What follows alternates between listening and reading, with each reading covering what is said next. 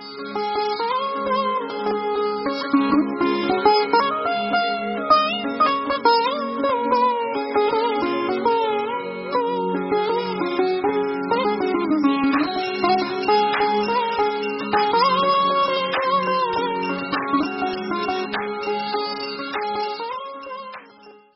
ನನ್ನ ಪ್ರೀತಿಯ ಆತ್ಮೀಯ ಸಹೃದಯ ಸ್ನೇಹಿತರೆ, ಹೇಗಿದ್ದೀರಾ? ನಿಮ್ಮೆಲ್ಲರ ಶ್ರೇಯಸ್ಸೇ ನನ್ನ ಅಭಿಲಾಷೆ. ನಮ್ಮ ಹಿಂದಿನ ವಿಡಿಯೋದ ಮುಂದುವರೆದ ಭಾಗ ಇದು. ನಮ್ಮ ಹಿಂದಿನ ವಿಡಿಯೋ ಅಂತಂದ್ರೆ 59ನೇ ಸಂಚಿಕೆಯ ಮುಂದುವರೆದ ಭಾಗ, ವಟ ಸಾವಿತ್ರಿಯ ಸತ್ಯಕಥೆ. ಯಮಧರ್ಮರಾಯರನ್ನ ನೋಡಿದಂತಹ ಸಾವಿತ್ರಿ ತನ್ನ ಗಂಡನ ಪ್ರಾಣವನ್ನ ತೆಗೆದುಕೊಂಡು ಹೋಗಬೇಡಿ ಅಂತ ಹೇಳಿ ತಾನು ಗಂಡನಿಗಾಗಿ ಮಾಡಿದ ವ್ರತಗಳನ್ನೆಲ್ಲ ಹೇಳ್ತಾ ಅಂಗಲಾಚಿ ಬೇಡ್ಕೊಳ್ತಾಳೆ. ಮುಂದೇನಾಗುತ್ತೆ ಅನ್ನೋದನ್ನ ಈ ಕಥೆಯಲ್ಲಿ ಹೇಳ್ತೀನಿ. ಅದರ ಜೊತೆಗೆ ಈ ಪೂಜಾ ವ್ರತವನ್ನ ಹೇಗೆ ಮಾಡಬೇಕು, ಯಾವ ಅನುಷ್ಠಾನವನ್ನ ಪಾಲಿಸಬೇಕು ಅನ್ನೋದನ್ನು ಹೇಳ್ತೀನಿ. ಪೂರ್ತಿ ವಿಡಿಯೋವನ್ನು ನೋಡಿ, ಹಾಗೆ ನಿಮ್ಮ ಸ್ನೇಹಿತರು ಬಂಧು ಮಿತ್ರರ ಜೊತೆಗೂ ಹಂಚಿಕೊಳ್ಳಿ. ನೀವಿನ್ನೂ ನಮ್ಮ ಚಾನೆಲ್ನ ಸಬ್ಸ್ಕ್ರೈಬ್ ಮಾಡಲಿಲ್ಲ ಅಂದರೆ ದಯವಿಟ್ಟು ಸಬ್ಸ್ಕ್ರೈಬ್ ಮಾಡಿ. ಯಮಧರ್ಮರಾಯರು ಸಾವಿತ್ರಿಯ ಯಾವ ಮಾತಿಗೂ ಉತ್ತರಿಸದೆ ತಾವು ಬಂದ ಕಾರ್ಯವನ್ನ ಮಾಡಿಕೊಂಡು ಹೊರಡ್ತಾರೆ.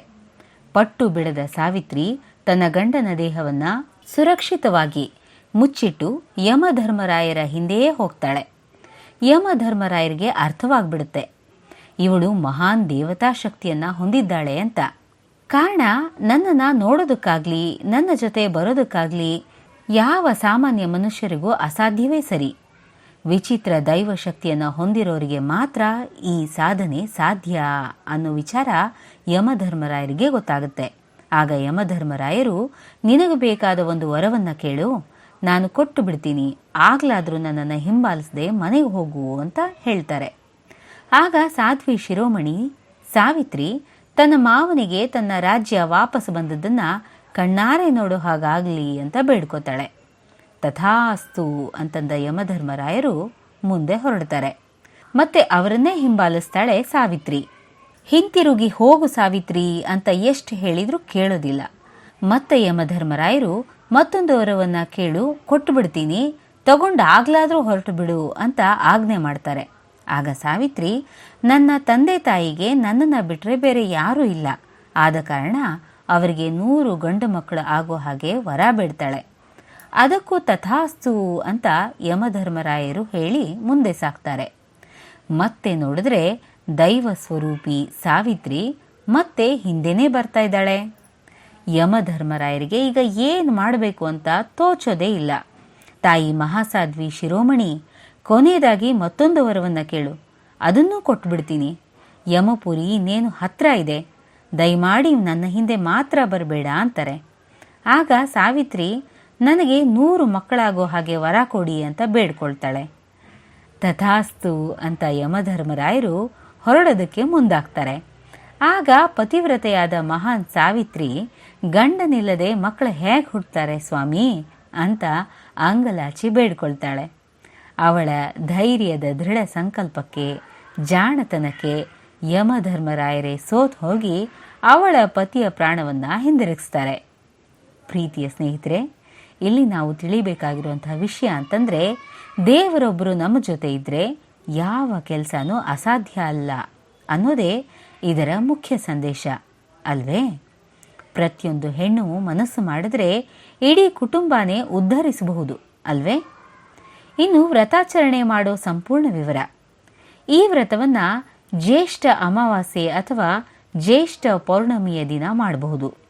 ಬೆಳಗ್ಗೆ ಬೇಗ ಎದ್ದು ತಲೆ ಸ್ನಾನ ಮಾಡಿ ಮನೆಯನ್ನೆಲ್ಲ ಶುದ್ಧಗೊಳಿಸಿ ದೇವರ ಪೂಜೆ ಮುಗಿಸಿ ನಂತರ ಪೂಜಾ ಸಾಮಗ್ರಿಗಳನ್ನು ತಗೊಂಡು ಹೋಗಿ ವಟ ವೃಕ್ಷದ ಹತ್ತಿರ ಹೋಗಿ, ಅಂದ್ರೆ ಆಲದ ಮರದ ಹತ್ತಿರ ಹೋಗಿ ಕೈಗೆ ಮೊದಲು ಕಂಕಣ ಕಟ್ಕೊಂಡು ವ್ರತ ಶುರು ಮಾಡಬೇಕು. ಕೂತ್ಕೊಂಡು ಆಚಮನ ಮಾಡಿ ಸಂಕಲ್ಪ ಹೇಳ್ಕೊಳ್ಳಿ. ನಿಮಗಾಗಿ ನಾವು ಹೇಳ್ತಾ ಇದ್ದೀವಿ, ಅದನ್ನ ಕೇಳಿಸ್ಕೊಂಡು ಪೂಜೆ ಶುರು ಮಾಡಿ.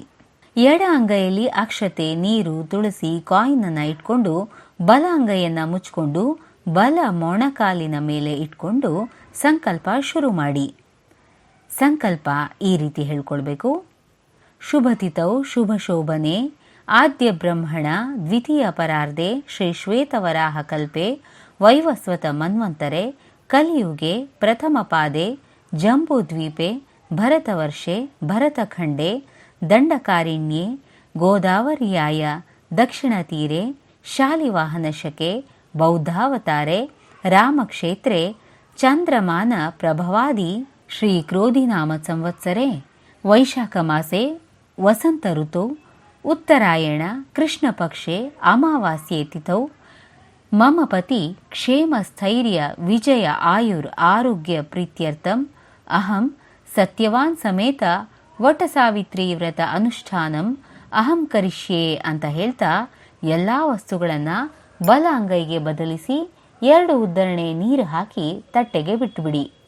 ಆಲದ ಮರಕ್ಕೆ ಕೆಂಪು ಬಿಳಿ ಅರಿಶಿಣ ಈ 3 ಬಣ್ಣದ ಹಸಿ ದಾರವನ್ನು 9 ಸುತ್ತು ಸುತ್ತಿ ನಂತರ 2 ಅರಿಶಿಣದ ಬೆಟ್ಟಗಳನ್ನು ಇಟ್ಟು ಸತ್ಯವಾನ್ ಮತ್ತು ಸಾವಿತ್ರಿಯನ್ನು ಆವಾಹನೆ ಮಾಡಿ ಅದಕ್ಕೆ 9 ದೀಪಗಳನ್ನು ಹಚ್ಚಿ ಶ್ರದ್ಧಾಭಕ್ತಿಯಿಂದ ಎಲ್ಲ ವಿಧವಾದ ಷೋಡಶೋಪಚಾರ ಪೂಜೆಯನ್ನು ಮಾಡಿ ವಟವೃಕ್ಷಕ್ಕೆ ವಸ್ತ್ರವನ್ನು ಸುತ್ತಿ ವೃಕ್ಷಕ್ಕೆ ಮಡಿಲು ತುಂಬಿ ಆರಾಧಿಸಬೇಕು.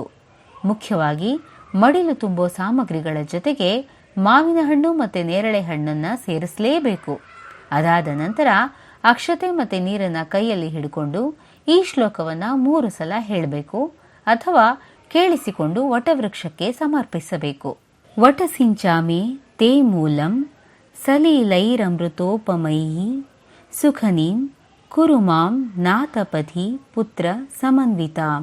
ವಟಸಿಂಚಾಮಿ ತೇ ಮೂಲಂ ಸಲೀಲೈರಮೃತೋಪಮೈಃ ಸುಖನೀಂ ಕುರು ಮಾಂ ನಾಥಪಥಿ ಪುತ್ರ ಸಮನ್ವಿತಾಂ.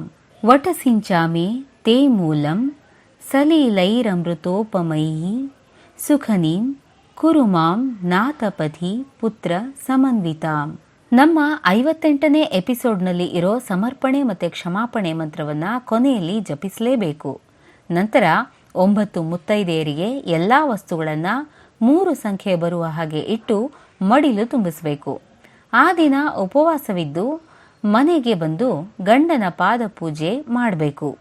ಸತ್ಯವಾನ್ ಸಾವಿತ್ರಿಯ ಕಥೆಯನ್ನು ಪಾರಾಯಣ ಮಾಡಬೇಕು ಅಥವಾ ಕೇಳಿಸ್ಕೊಳ್ಬೇಕು. ಆಗಲೇ ವಟಸಾವಿತ್ರಿ ವ್ರತದ ಸಂಪೂರ್ಣ ಫಲ ಸಿಗುತ್ತೆ.